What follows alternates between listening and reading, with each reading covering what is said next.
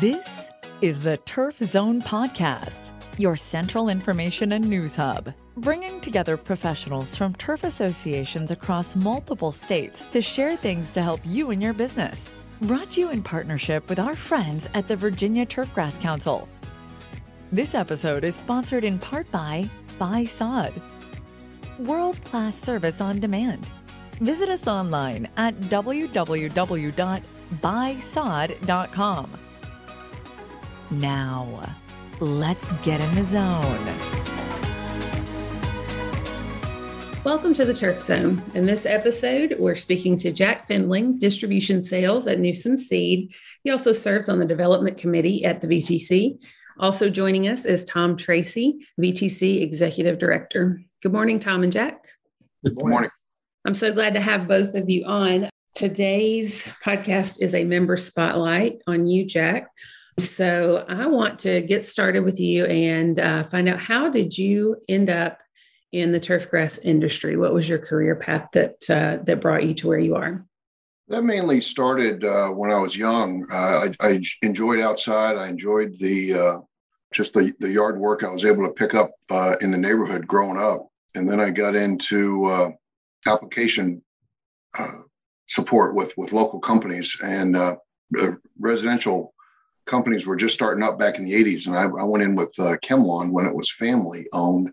And I worked there for 13, 15 years, something like that. And then they were making a change. It was a business change, and it was time to move on. And I got into distribution sales kind of in the mid 90s and have enjoyed that ever since, and felt that was more my calling, up my alley. And I've worked for several companies doing that, and all in the same mid-Atlantic area. And I've just always enjoyed that distribution sales line.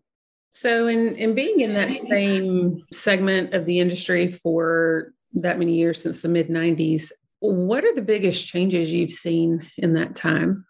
I've watched people grow their business. I've watched chemistry change over the years.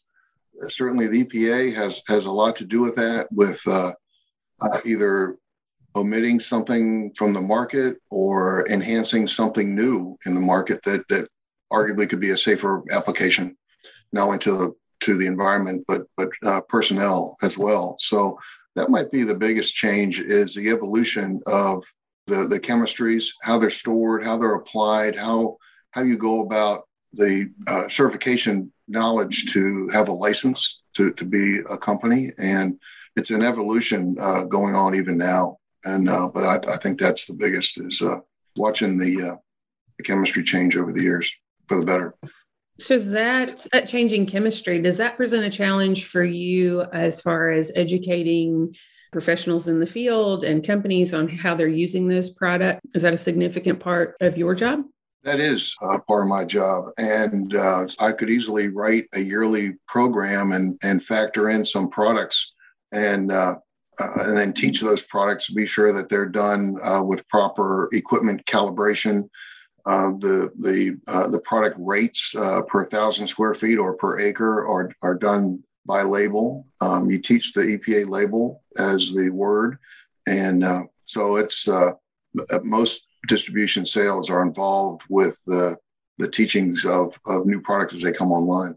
Your turf professionals are having to have conversations with the public, so athletes and golfers and clubs, and from an environmental standpoint, like they're having to explain, I'm using chemicals, it's how the public is perceiving it. Are you doing any education on? Absolutely. The answer is more full than that. It's beyond chemistry. It's seed and fertilizer and soil maintenance, and you intertwine all of that over the course of the year.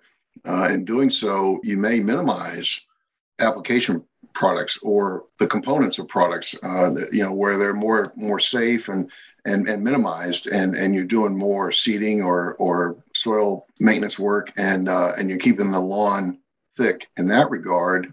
And it does help you minimize chemical application. So I've been involved with teaching that, and it is part of the market now. And certainly there are geographies that don't allow chemistry in the home lawn use. And so you're almost forced to develop a plan of action on the behalf of these homeowners. And you have to do that along with the government agencies that restricted you, as well as the lawn care business owner that's doing the home lawn use. And so it's all intertwined together and everybody works together. And it's quite amazing how that does evolve. And so far, so good. There's a challenge, but yet it's seamless, and it's quite interesting. Definitely. Yeah, I just want to add something about the Jack's challenge.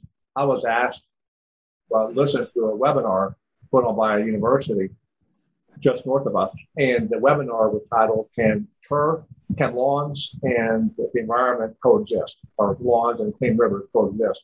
And the presenter, he had some good points. Said that if you have a lawn, it's good to cluster your non-grass areas, make it more natural, like it is in the woods in the natural environment. But keep your lawn. He did say that, keep your lawn, but just group your non-plant areas. Everything was just fantastic. Nothing I could really disagree with. Some I took a little issue with, but nothing really strong. Until he said about fertilizing. He said he, in his own yard, routinely fertilizes it twice a year with 10-10-10. And Jack, you're probably cringing at that because we don't even use 10-10-10. And he never even mentioned a word about take a soil test, make sure you need phosphorus before you put it down. You just put it down as a matter of course. You just put down 10-10-10. And I can imagine all these people listening to the webinar would write down, okay, 10-10-10, got to do that. And that's what Jack is up against. People will say, well, I heard XYZ professor say I should put 10-10-10 on my yard. That is interesting, Tom. Now, what the fella left out was his rates and his method of operation. You can put down a 10-10. It's a great all-purpose plant food. What he didn't say is how you regulate that pounds per 1,000 square feet. And if you did it twice a year, even at a 1 pound rate for 2 pounds for the year, he's well under the mark for a yearly application, but he didn't say that. And, so he left the audience holding the bag, or as it were. He just didn't explain himself right. And actually, it's not a bad thing. It's just he didn't explain it right. So that gets back to my own education. You can teach someone, proper rates on any fertilizer. Now, a 10-10 would not be the smartest product out there because you're putting so much product down to do the same job, say a 30-0-10 would do at a third of the product. So you get into discussions like these. So it sounds like I know we hear the word misinformation a lot, and that certainly applies in the more technical elements of what you're doing. Can you get ahead of that, or are you just constantly correcting? Well, you can get ahead of it by building the relationship with a lawn care operator, and then you usually don't go back to that. That's a process that happens once or twice, and you might rework the formulation of pounds per 1,000 square feet. But usually if you're correcting a thought process, you certainly do it in a gentlemanly way. And then you just have a meeting of the minds and you're both helping each other out when you do that. But it's constant. You do get these because the evolution of new companies is all the time. I mean, I can't count the times I've had someone order 10 bags of product and now they order semi-truckloads, and that happens more than you think. These people are growing and busy right now. I think in the last 2 years, with all the mess we got going on, we're as busy as we can be right now. Okay, so we've talked about the challenges of what you do. What's the best part of your job? The best part is I have found something that I like to do that doesn't appear to be work. And if you can do that in your lifetime, you've got it made. And I've been doing it over 40 years. And it's amazing to me. I mean, I see a lot of sports fields. I watch lawn care companies grow. You're a problem solver. That's rewarding. You get to do events like Tom and I have done to open the social aspects, open back up again where people can get out and socialize. And you're all industry brothers and to see everybody get out there and it's rewarding. But I think the mesh of me and this industry has been solid for a long time, and that's what I enjoy. For sure. Definitely some great people in the industry that I've had the pleasure of meeting in the last few years. So I can absolutely see that. So I mentioned when we first started that you are serving on the development committee for the VTC. Tell me what that includes. That includes probably more than I know, but I can just tell you what I've done, and there's a solid group involved in that committee, and I'm thankful to be a part of it. I don't know what actually I bring to the table and all that, but I've enjoyed the sharing the knowledge of how to grow our Virginia Turf Council and things that are being done currently that might be different 5-10 years ago, and we started different fundings, to assist new people in the industry or townships, and promoting knowledge where people wouldn't know who we are. Seed pollination for bee pollination we did. And specifically, I was involved with an event recently that we had a in-person meeting. It was the first time in like 16 months. And we got people out in my Northern Virginia geography, and people showed up. We had an estimated capacity, and we met that. And it was people just showed up. And so that was enjoyable for me to do that.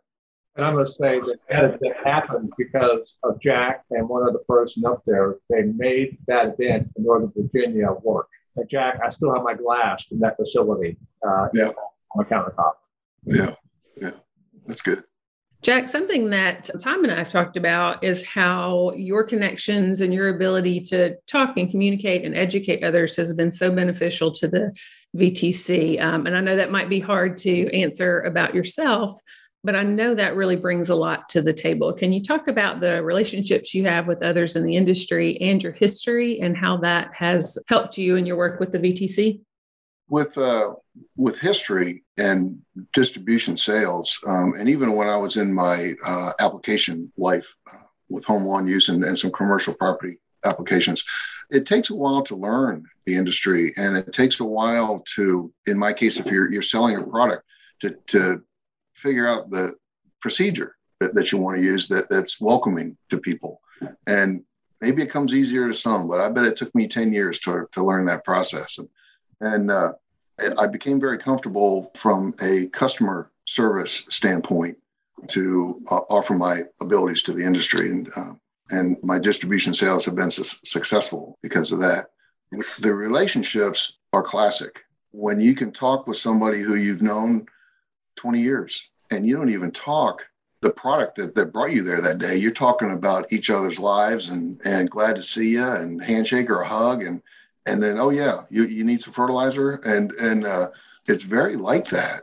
We are a warm industry, we're a small industry, and we know each other. And there's competition involved, but that's with everything. But even then, I mean, it's a very gentlemanly style industry. The camaraderie is something to behold. And, I welcome that every time. But I think the personality and the history kind of goes one on one, where for me, it's a customer service oriented approach, and the conscientiousness that I like to put forth that shows emphasis and, the ability to share your knowledge, and it just helps the day go forward. Jack, what would you say is the biggest challenge facing the turfgrass industry right now? I think labor is something that is a challenge with a lot of companies. I know my lawn care customers are struggling. There's guys that have been around the block as long as I have, and they're having to go back out when their primary job is office personnel. And, it's kind of where they are as business owners. But because of the labor structure of our country, they're having to get out there and do a lot of work that they haven't done in 20 years. And so that is a visible sight. I don't know if it's getting much better, but I think we're close to where, it might get better, but that's a problem, an issue that's a challenge every day. I don't know if I've ever asked that question and not gotten that same answer. The exact same question. I mean, and across not just Virginia, the other states that we work with, that's always the answer, whether it's, researchers or sales or golf, everybody. Sure. And then in my case with distribution sales, so the labor end is not me. It's my customers. And when my distribution sales, it would be starting new business. I constantly have to go out there and start new business, whether someone's a startup or someone's been around for 20 years and I've never talked to them. There's so much business that I drive by in a day and I don't even know who they are. So that's always a constant challenge. And I don't think that'll go away. And you always have to push yourself in that regard to keep driving business. So what would your advice be to someone entering the field right now, and whether it's doing exactly what you do or in another area of the turfgrass industry? I've seen some new people come in either right out of school or just start up their own lawn company, and the technology is different these days. I'm more pen and paper type oriented. And now people can really fly through the computer and put Excel programs together. And I can do that. It's just the speed at which they do it. And the seamless presentation is just nice. So I think the youth have an advantage to using the technology and then turn it into a smoother operation of a business plan. And that's kind of what I see, which is a positive. But for me, for some reason, I can't get away from the pen and paper or the old school way of getting my day done. That works for me.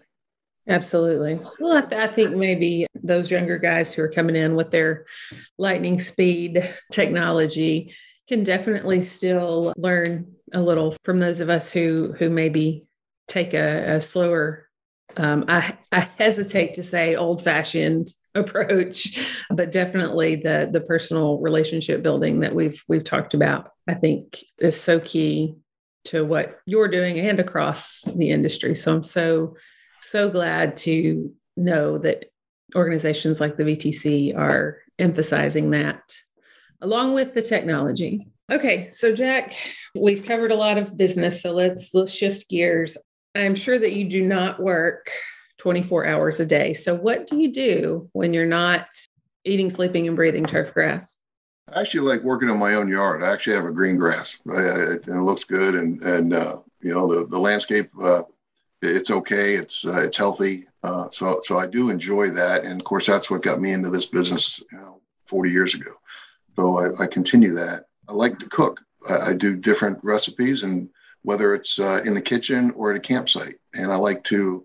My family and I go camping frequently, and in doing that, I do water activity, whether it's canoeing or kayaking, fishing, and we'll do excursion trips as a family with that regard. And so I do like the outdoor lifestyle.